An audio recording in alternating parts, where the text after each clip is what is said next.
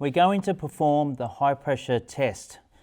What this enables us to do is to eliminate the actual components separately, allowing you to test each individual component, including the actual pump itself, the rail, and there's a particular test that we do with the injectors. Now, we're not going to perform that test today. It's an alternative option for when the injector is located under the rocker cover or difficult to get to the returns to fit them up. So what we're going to do first of all is we want to remove the high pressure pipe and eliminate the rail from the whole situation, because as explained before, the rail sensor itself located at the back there, which is this item here, which is screwed in the end of the rail itself, reads the entire system. So if you have a fault anywhere in the system in your low pressure supply, it has the potential to trigger a fault code because this sensor is monitoring the whole system.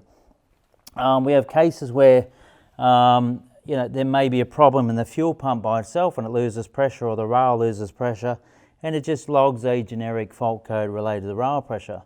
So what we'll do first, as always, make sure we have dust caps handy, readily available. We have compressed air ready to go, and we've got some brake clean. So we'll actually just clean away the air we're going to undo, just to prevent any swap or dust or anything getting in there while we're doing the operation.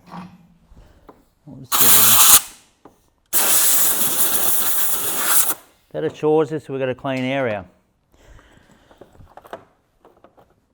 Now, often I get asked a question at the training courses, how often should you replace these high pressure pipes? And considering the situations when you're testing a unit, is probably not really a viable exercise to replace the pipe only if you're doing a test. But if it comes to the point when you replace the pump or the injectors, I strongly advise that in every case such as that is you must replace high pressure pipes. One of the things with the high pressure pipes is the inner walls. As you can see, they bend around these corners, and high pressure fuel jetting through there actually has the ability to hit up against the corners and take away the inner linings of the metal pipe. That's one of the things you find in your fuel filter sometimes. When you pull the fuel filter off, a lot of guys go, we find metal in there. When you find metal in the actual fuel filter, a strong possibility that it's actually come from the pipes. And it may have also actually breaks away from the inner lining of the rail over time, and the pumps as well themselves, like the actual gear section. So we're just going to move this out of the way. No need to pull it right off the clamp. It's really not in a particular way at all. What I'm going to do first is I'm actually just going to cap off the rail. We're not doing any tests with this rail today.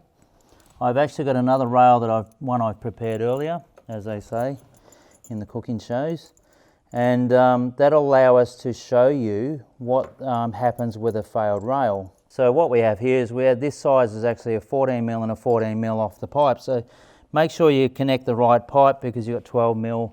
You've also got a much larger 18mm fine thread. So you need to make sure you got the right pipe straight up, otherwise you'll be wasting your time. And it's a little bit easier if I connect it to here and just leave it loose. And then what we'll do is we'll go down and connect it down here onto the high pressure pump itself. This, of course, can be a little bit fidgety in some situations. So it just takes a bit of care. Remember not to cross thread your pipe, or else you'll be in a lot of strife, especially some of these pumps. The fitting's not easily available to be replaced. Okay, go for it. Rightio. Now there we go, stop, and it works, as you can see, works quite quickly. Gets up to 1551. Knowing that we got that much bar out of the pump, that confirms that the high pressure pump is adequately providing enough pressure to the whole system. So what we're going to do now is actually going to disconnect that off the high pressure pump itself, and now I'm going to connect the rail via using that pump itself. We've actually got a rail that's off another vehicle. This particular rail on this vehicle does not have a pressure limiting valve. What I want to just demonstrate here, when you're actually testing a rail, what you need to do is actually remove the injector pipes, and you need to be able to blank off these outlets out of the rail. So what you actually do is you actually get yourself some nuts like this. They're just end cap nuts for old injector lines, or you can buy some specific caps. And so what we do is actually get a ball bearing that's actually the right size, that's not going to actually damage the actual unit itself. Okay, it sits in there nicely, and then you screw the cap down tightly, and or secure and tight. And what that does, it forms a great seal and helps seal it off. Because if you actually didn't have a good seal there, what you'll get is a fine stream of fuel spraying out. Therefore, you're going to lose valuable pressure and get a false reading.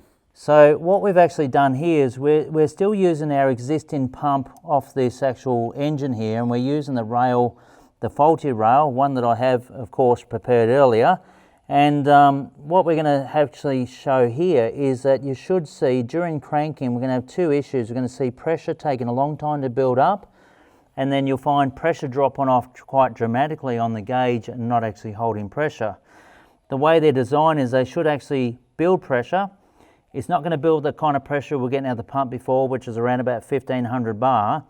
Because it's failed, it's going to struggle to build up pressure, and it's going to struggle to build up to 1500, which I can guarantee you will not get anywhere near.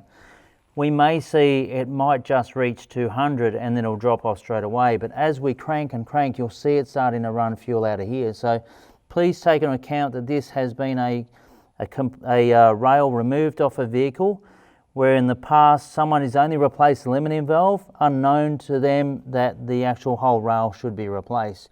This just proves why you should replace the whole rail and not do only half the job. So we're going to set this up now, and we'll get it onto the test procedure set up on the screen. So now that's showing our last figure, 1551. So we want to test again. So what I'll do is we'll get our test driver to start it up. There we go. Now we got to 292, and you see there it shows us maximum pressure. Then we go to the screen, and it's just waiting to reset. There we go. It's now dropped straight down to less than 20 bar. That is nowhere near adequate kind of pressure.